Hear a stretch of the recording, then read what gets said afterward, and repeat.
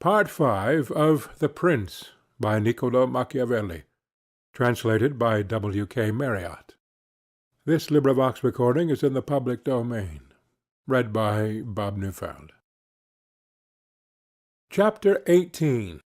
Concerning the way in which princes should keep faith.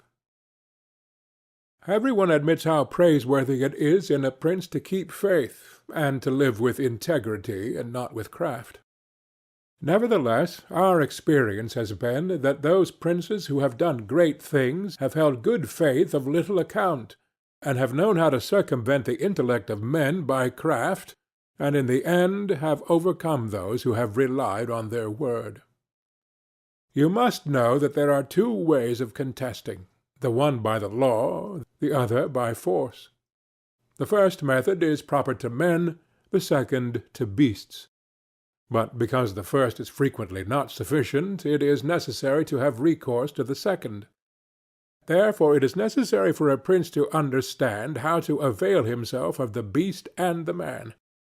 This has been figuratively taught to princes by ancient writers, who describe how Achilles and many other princes of old were given to the centaur Chiron to nurse, who brought them up in his discipline, which means solely that, as they had for a teacher one who was half beast and half man, so it is necessary for a prince to know how to make use of both natures, and that one without the other is not durable. A prince, therefore, being compelled knowingly to adopt the beast, ought to choose the fox and the lion, because the lion cannot defend himself against snares, and the fox cannot defend himself against wolves. Therefore it is necessary to be a fox to discover the snares, and a lion to terrify the wolves. Those who rely simply on the lion do not understand what they are about. Therefore a wise lord cannot, nor ought he to, keep faith when such observance may be turned against him, and when the reasons that cause him to pledge it exist no longer. If men were entirely good, this precept would not hold. But because they are bad, and will not keep faith with you, you too are not bound to observe it with them. Nor will there ever be wanting to a prince legitimate reasons to excuse this non-observance. Of this, endless modern examples could be given, showing how many treaties and engagements have been made void and of no effect through the faithlessness of princes, and he who has known best how to employ the fox has succeeded best. But it is necessary to know well how to disguise this characteristic, and to be a great pretender and dissembler, and men are so simple and so subject to present necessities that he who seeks to deceive will always find someone who will allow himself to be deceived. One recent example I cannot pass over in silence. Alexander VI did nothing else but deceive men, nor ever thought of doing otherwise, and he always found victims. For there never was a man who had greater power in asserting, or with greater oaths would affirm a thing, yet would observe it less. Nevertheless, his deceits always succeeded according to his wishes, because he well understood this side of mankind. Therefore it is unnecessary for a prince to have all the good qualities I have enumerated, but it is very necessary to appear to have them. And I shall dare to say this also, that to have them and always to observe them is injurious, and that to appear to have them is useful. To appear merciful, faithful, humane, religious, upright, and to be so, but with a mind so framed that should you require not to be so, you may be able and know how to change to the opposite. And you have to understand this, that a prince, especially a new one, cannot observe all these things for which men are esteemed, being often forced, in order to maintain the state, to act contrary to fidelity, friendship, humanity, and religion. Therefore it is necessary for him to have a mind ready to turn itself accordingly as the winds and variations of fortune force it, yet, as I have said before, not to diverge from the good if he can avoid doing so, but if compelled, then to know how to set about it. For this reason a prince ought to take care that he never lets anything slip from his lips that is not replete with the above-named 5 qualities, that he may appear to him who sees and hears him altogether merciful, faithful, humane, upright, and religious. There is nothing more necessary to appear to have than this last quality, inasmuch as men judge generally more by the eye than by the hand, because it belongs to everybody to see you, to few to come in touch with you. Every one sees what you appear to be. Few really know what you are. And those few dare not oppose themselves to the opinion of the many, who have the majesty of the state to defend them. And in the actions of all men, and especially of princes, which it is not prudent to challenge, one judges by the result.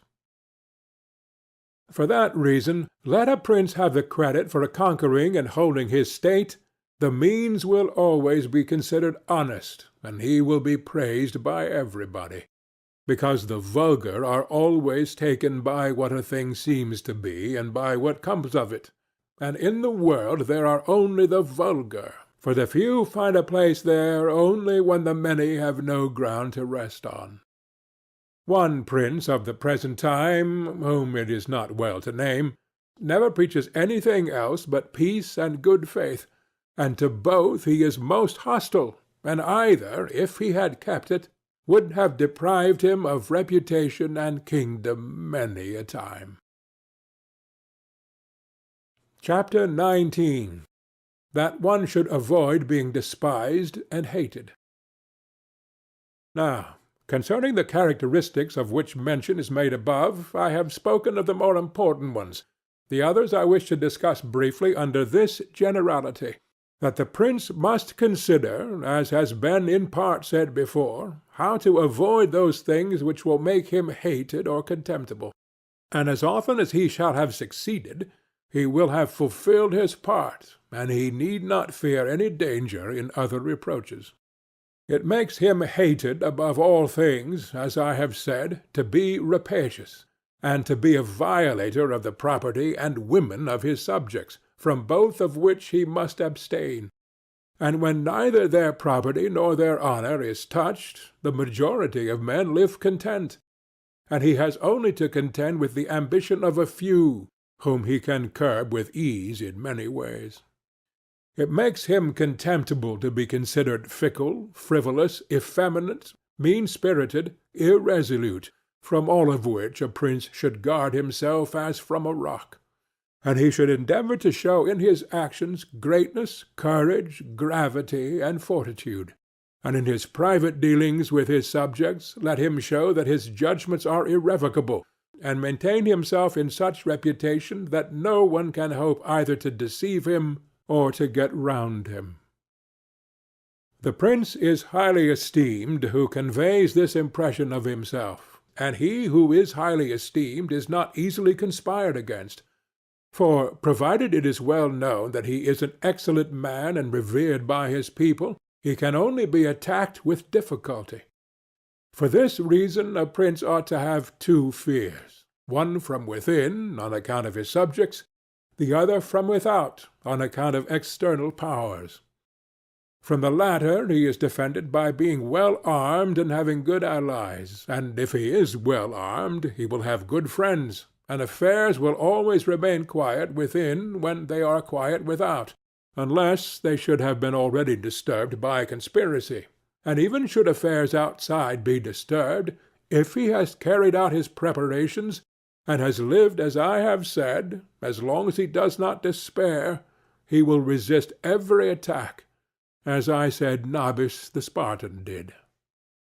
But concerning his subjects, when affairs outside are disturbed, he has only to fear that they will conspire secretly, from which a prince can easily secure himself by avoiding being hated and despised, and by keeping the people satisfied with him, which it is most necessary for him to accomplish, as I said above at length. And one of the most efficacious remedies that a prince can have against conspiracies is not to be hated and despised by the people, for he who conspires against a prince always expects to please them by his removal, But when the conspirator can only look forward to offending them, he will not have the courage to take such a course, for the difficulties that confront a conspirator are infinite. And as experience shows, many have been the conspiracies, but few have been successful, because he who conspires cannot act alone, nor can he take a companion except from those whom he believes to be malcontents. And as soon as you have opened your mind to a malcontent, you have given him the material with which to content himself, for by denouncing you he can look for every advantage. So that, seeing the gain from this course to be assured, and seeing the other to be doubtful and full of dangers, he must be a very rare friend, or a thoroughly obstinate enemy of the prince, to keep faith with you. And, to reduce the matter into a small compass, I say that, on the side of the conspirator, there is nothing but fear, jealousy, prospect of punishment, to terrify him.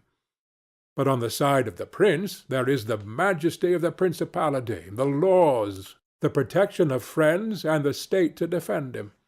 So that, adding to all these things the popular goodwill, it is impossible that any one should be so rash as to conspire. For whereas in general the conspirator has to fear before the execution of his plot, in this case he has also to fear the sequel to the crime, because on account of it he has the people for an enemy, and thus cannot hope for any escape. Endless examples could be given on this subject, but I will be content with one, brought to pass within the memory of our fathers. Messer Annibale Bentivogli, who was prince in Bologna, grandfather of the present Annibale, having been murdered by the Caneschi, who had conspired against him, not one of his family survived but Messer Giovanni, who was in childhood. Immediately after his assassination, the people rose and murdered all the Caneschi. This sprung from the popular goodwill which the house of Bentivogli enjoyed in those days in Bologna, which was so great that, although none remained there after the death of Annibale who was able to rule the state, the Bolognese, having information that there was one of the Bentivogli family in Florence, who up to that time had been considered the son of a blacksmith, sent to Florence for him, and gave him the government of their city, and it was ruled by him until Messer Giovanni came in due course to the government. For this reason, I consider that a prince ought to reckon conspiracies of little account when his people hold him in esteem, but when it is hostile to him, and bears hatred towards him, he ought to fear everything and everybody, and well-ordered states and wise princes have taken every care not to drive the nobles to desperation, and to keep the people satisfied and contented, for this is one of the most important objects a prince can have. Among the best ordered and governed kingdoms of our times is France, and in it are found many good institutions on which depend the liberty and security of the king. Of these the first is the Parliament and its authority, because he who founded the kingdom, knowing the ambition of the nobility and their boldness, considered that a bit to their mouths would be necessary to hold them in, and on the other side, knowing the hatred of the people, founded in fear against the nobles, he wished to protect them, yet he was not anxious for this to be the particular care of the king. Therefore, to take away the reproach which he would be liable to from the nobles by favoring the people, and from the people for favoring the nobles, he set up an arbiter, who should be one who could beat down the great and favor the lesser without approach to the king. Neither could you have a better or a more prudent arrangement, or a greater source of security to the king and kingdom. From this one can draw another important conclusion, that princes ought to leave affairs of reproach to the management of others, and keep those of grace in their own hands. And further, I consider that a prince ought to cherish the nobles, but not so as to make himself hated by the people. It may appear, perhaps, to some who have examined the lives and deaths of the Roman emperors, that many of them would be an example contrary to my opinion, seeing that some of them lived nobly and showed great qualities of soul. Nevertheless they have lost their empire, or have been killed by subjects who have conspired against them. Wishing, therefore, to answer these objections, I will recall the characteristics of some of the emperors, and will show that the causes of their ruin were not different to those alleged by me. At the same time I will only submit for consideration those things that are noteworthy to him who studies the affairs of those times.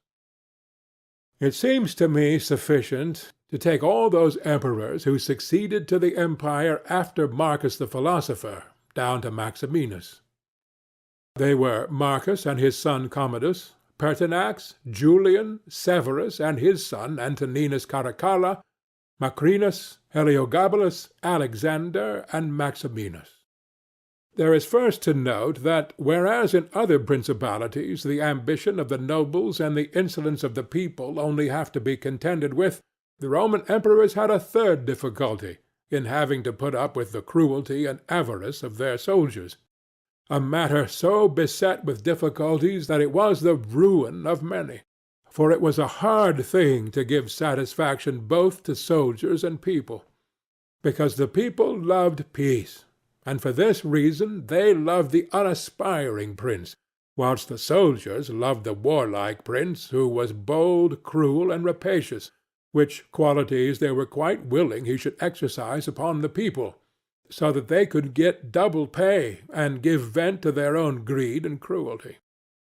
Hence it arose that those emperors were always overthrown who, either by birth or training, had no great authority, and most of them, especially those who came new to the principality, recognizing the difficulty of these two opposing humours, were inclined to give satisfaction to the soldiers, caring little about injuring the people.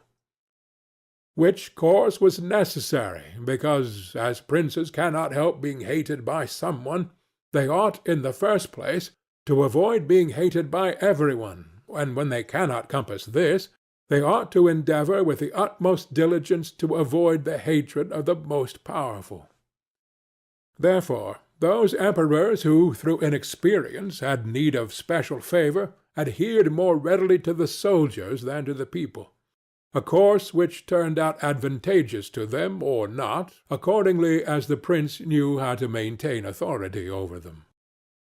From these causes it arose that Marcus, Pertinax, and Alexander, being all men of modest life, lovers of justice, enemies to cruelty, humane and benignant, came to a sad end, except Marcus. He alone lived and died honoured, because he had succeeded to the throne by hereditary title, and owed nothing either to the soldiers or the people, and afterwards, being possessed of many virtues which made him respected, he always kept both orders in their places whilst he lived, and was neither hated nor despised. But Pertinax was created emperor against the wishes of the soldiers, who, being accustomed to live licentiously under Commodus, could not endure the honest life to which Pertinax wished to reduce them.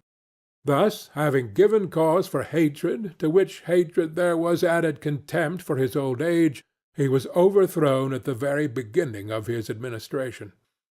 And here it should be noted that hatred is acquired as much by good works as by bad ones. Therefore, as I said before, a prince wishing to keep his state is very often forced to do evil, for when that body is corrupt whom you think you have need of to maintain yourself, it may be either the people or the soldiers, or the nobles, you have to submit to its humours and to gratify them, and then good works will do you harm. But let us come to Alexander, who was a man of such great goodness that among the other praises which are accorded him is this, that in the 14 years he held the empire, no one was ever put to death by him unjudged.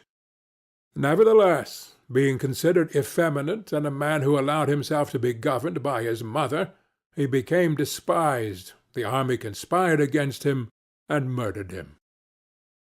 Turning now to the opposite characters of Commodus, Severus, Antoninus Caracalla, and Maximinus, we will find them all cruel and rapacious, men who, to satisfy their soldiers, did not hesitate to commit every kind of iniquity against the people, and all, except Severus, came to a bad end. But in Severus there was so much valour that, keeping the soldiers friendly, although the people were oppressed by him, he reigned successfully, for his valour made him so much admired in the sight of the soldiers and people that the latter were kept in a way astonished and awed, and the former respectful and satisfied. And because the actions of this man, as a new prince, were great, I wish to show briefly that he knew well how to counterfeit the fox and the lion, which natures, as I said above, it is necessary for a prince to imitate. Knowing the sloth of the Emperor Julian, he persuaded the army in Sclavonia, of which he was captain, that it would be right to go to Rome and avenge the death of Pertinax, who had been killed by the Praetorian soldiers, and under this pretext, without appearing to aspire to the throne, he moved the army on Rome, and reached Italy before it was known that he had started. On his arrival at Rome, the Senate, through fear, elected him emperor and killed Julian. After this there remained for Severus, who wished to make himself master of the whole empire, one in Asia, where Niger, head of the Asiatic army, had caused himself to be claimed emperor, and the other in the west, where Albinus was, who also aspired to the throne. And as he considered it dangerous to declare himself hostile to both, he decided to attack Niger, and to deceive Albinus.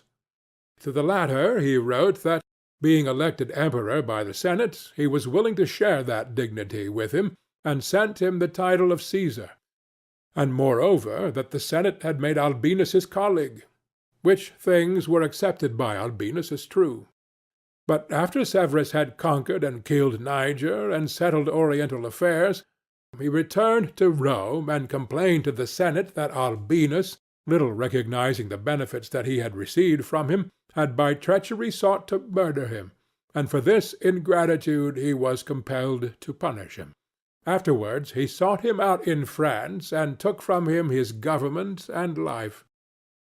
He who will, therefore, carefully examine the actions of this man will find him a most valiant lion and a most cunning fox.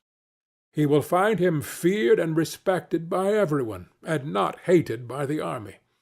And it need not be wondered at that he, a new man, was able to hold the empire so well, because his supreme renown always protected him from that hatred which the people might have conceived against him for his violence. But his son Antoninus was a most eminent man, and had very excellent qualities, which made him admirable in the sight of the people and acceptable to the soldiers, for he was a warlike man, most enduring of fatigue, a despiser of all delicate food and other luxuries, which caused him to be loved by the armies. Nevertheless, his ferocity and cruelties were so great and so unheard of that after endless single murders he killed a large number of people of Rome and all those of Alexandria. He became hated by the whole world, and also feared by those he had around him, to such an extent that he was murdered in the midst of his army by a centurion. And here it must be noted that such like deaths, which are deliberately inflicted with a resolved and desperate courage, cannot be avoided by princes, because any one who does not fear to die can inflict them. But a prince may fear them the less because they are very rare. He has only to be careful not to do any grave injury to those whom he employs or has around him in the service of the state. Antoninus had not taken this care, but had contumeliously killed a brother of that centurion, whom he also daily threatened, yet retained in his bodyguard, which, as it turned out, was a rash thing to do, and proved the emperor's ruin. But let us come to Commodus, to whom it should have been very easy to hold the empire, for, being the son of Marcus, he had inherited it, and he had only to follow in the footsteps of his father to please his people and soldiers. But being by nature cruel and brutal, he gave himself up to amusing the soldiers and corrupting them, so that he might indulge his rapacity upon the people. On the other hand, not maintaining his dignity, often descending to the theatre to compete with gladiators, and doing other vile things, little worthy of the imperial majesty, he fell into contempt with the soldiers, and being hated by one party and despised by the other, he was conspired against and was killed. It remains to discuss the character of Maximinus. He was a very warlike man, and the armies, being disgusted with the effeminacy of Alexander, of whom I have already spoken, killed him, and elected Maximinus to the throne. This he did not possess for long, for two things made him hated and despised. The one, his having kept sheep in Thrace, which brought him into contempt, it being well known to all and considered a great indignity by every one, and the other, his having at the accession to his dominions deferred going to Rome and taking possession of the imperial seat. He had also gained a reputation for the utmost ferocity by having, through his prefects in Rome and elsewhere in the empire, practised many cruelties, so that the whole world was moved to anger at the meanness of his birth, and to fear at his barbarity. First Africa rebelled, then the Senate with all the people of Rome, and all Italy conspired against him, to which may be added his own army. This latter, besieging Aquileia and meeting with difficulties in taking it, were disgusted with his cruelties, and fearing him less when they found so many against him, murdered him. I do not wish to discuss Heliogabalus, Macrinus, or Julian, who, being thoroughly contemptible, were quickly wiped out. But I will bring this discourse to a conclusion by saying that princes in our own times have this difficulty of giving inordinate satisfaction to their soldiers in a far less degree, because, notwithstanding one has to give them some indulgence, that is soon done.